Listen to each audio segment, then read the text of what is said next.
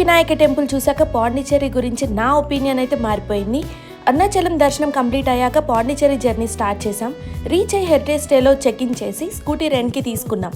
సిటీని మన own పేస్లో explore చేద్దామని ఫస్ట్ అయితే లంచ్ కంప్లీట్ చేద్దామని ఒక కాజీ రెస్టారెంట్లో అయితే లంచ్ కంప్లీట్ చేసాం. ఫుడ్ అయితే చాలా టేస్టీగా ఉంది, డెఫినెట్లీ వర్త్ ట్రైయింగ్. తర్వాత బ్యూటిఫుల్ వినాయక టెంపుల్ అయితే విజిట్ చేసాం.